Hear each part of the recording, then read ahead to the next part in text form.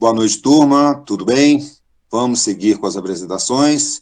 E hoje é o Pedro e o Vitor apresentar. Eles vão apresentar, tá? Vou dar passar a palavra para vocês dois. Ô, Vitor, eu não estou vendo você aqui no vídeo. Ah, eu tô com um problema na câmera, a imagem fica congelando.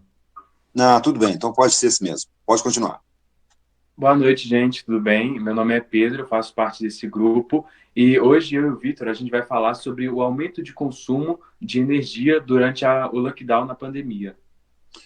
O que levou vocês a escolher esse tema?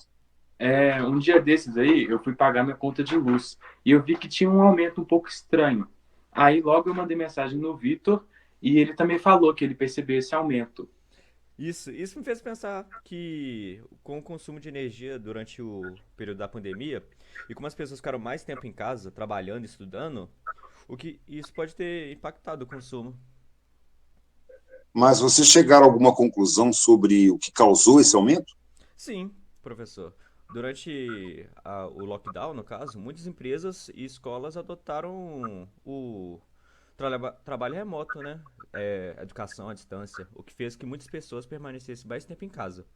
Isso resultou até em consumo da energia, fazendo muito o consumo. Além disso, as pessoas passaram a utilizar mais computadores, TV, videogames, porque ficou mais tempo em casa. Entendi. E qual foi o impacto disso nos custos da família? Durante esse período de lockdown que a gente passou, várias famílias começaram a usar muito os eletrodomésticos, igual meu amigo Vitor falou. E isso resultou em um aumento muito grande da energia, porque também não só o uso dos computadores e celulares, estando em casa, a gente usa mais bebedores, geladeiras abre e fecha, fica mais indo ao chuveiro, essas coisas assim. E várias famílias não estavam contando com esse gasto extra. Ou seja, eles passaram meio que por uma crise financeira e acarretou alguns problemas, né? E a gente percebeu que isso é um desafio.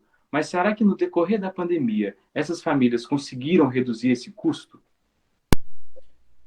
Boa pergunta. Sim, existem várias formas de resolver isso. Por exemplo, é importante fazer um uso consciente dos aparelhos eletrônicos, desligando quando não estiver usando. Além disso, a substituição de lâmpadas incandescentes por lâmpadas de LED, que dura ainda mais e tem uma economia muito boa. Também é válido aproveitar a luz natural durante o dia e regular o ar-condicionado e aquecedores.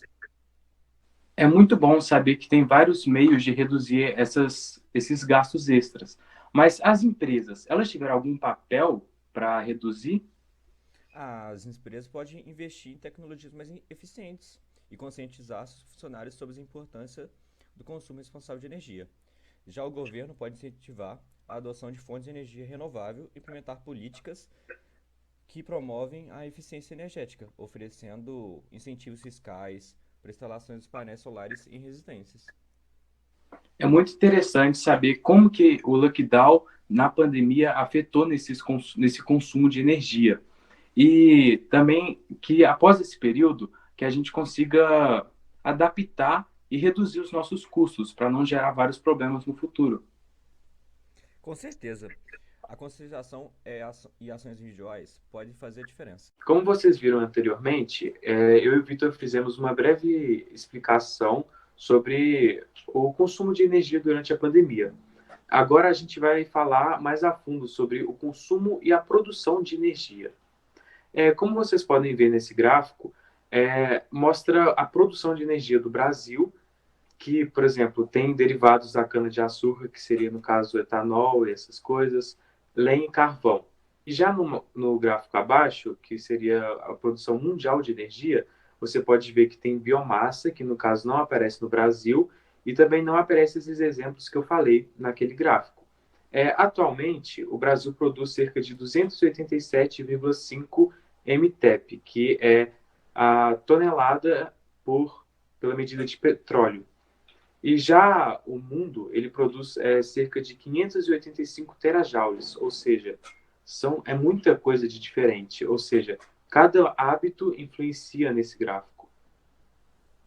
De acordo com os dados do Ministério de Minas e Energia, o MME, em maio de 2020, apenas 2 meses após o início da adoção do distanciamento social, o setor residencial já apresentava um aumento de 6,5% se comparando ao mês de período de 2019. Como você pode ver, o gráfico de 2020 que teve uma recaída, mas depois foi aumentando.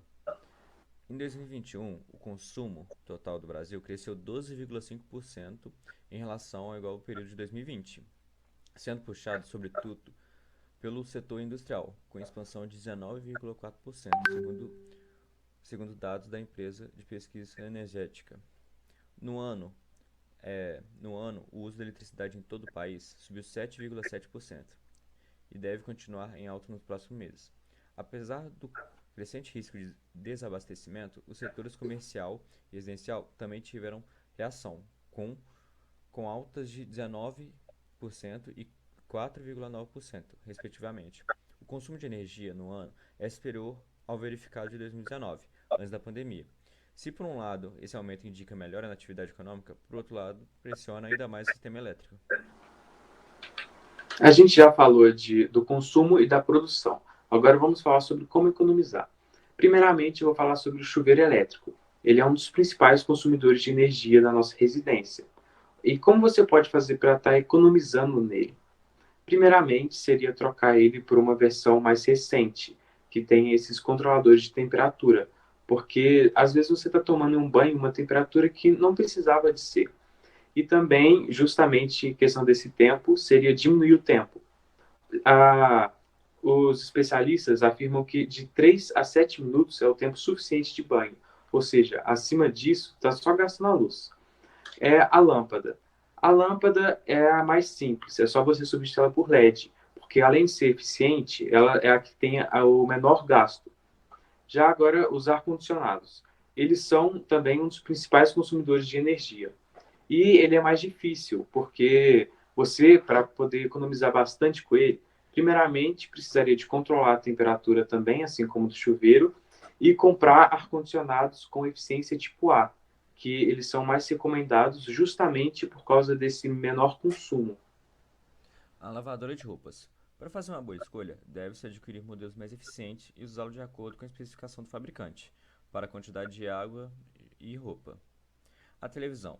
Ter TVs mais modernas, com menos uso de energia, não ficar vendo o tempo todo só realmente as notícias ou entretenimento, e desligá-las quando você não está usando.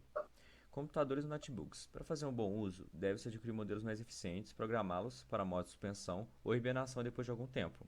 Lembre-se sempre de procurar adquirir produtos com nível A, de eficiência energética, e usá-los conforme indicação. Além disso, procure utilizá-los com consciência. O planeta e seu bolso agradeçam. Em um mundo movido à inovação, a demanda de energia se mantinha em alta. Mas a realidade de 2020 mudou o cenário de crescimento. A análise de uma empresa brasileira de contabilidade e auditoria, com base em dados da Agência Internacional de Energia, avaliou que até o fim do ano a queda da demanda energética mundial será de 6%, o maior choque no consumo dos últimos 70 anos. Comércios e indústrias fechando, indústrias reduzindo seu ritmo de produção, a população consumindo menos. O impacto dessa queda de demanda se dá lá na unidade produtora, nas usinas hidrelétricas, nas usinas a carvão, a gás natural, biodiesel, eólica, solar. Uma projeção como essa não poderia deixar de gerar impactos ao setor. O estudo Futuro da Indústria de Óleo e Gás prevê uma redução de 20% nos investimentos de energia e pausa na transição energética.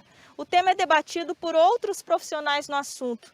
Muitos avaliam a situação de forma diferente. A pandemia, ela não impacta diretamente nessa transição, porque o mundo já tem a noção de que o investimento em fontes de energias renováveis, em fontes da dita energia limpa, é essencial. Em lugares do mundo que são mais desenvolvidos, essa transição vai continuar, ela vai ser retomada e vai ser rápida. Nos países em desenvolvimento e emergentes, isso vai demorar muito para acontecer, vai demorar décadas ainda. E o consumidor deverá sentir reajustes de valores no que diz respeito à conta de energia e acesso ao combustível? E o setor de energia, ele abastece todos os outros setores e ele não vai poder fazer investimentos. A falta de investimento vai ocasionar um aumento no valor dos preços dos combustíveis e da energia elétrica. Os efeitos são esperados a longo prazo. Ainda de acordo com o estudo, o cenário deve começar a mudar somente daqui a 3 anos. Após a vacina, após a normalização das atividades, a economia vai retomar. O mundo que se acostumou aos constantes avanços na área terá que esperar por novidades no setor.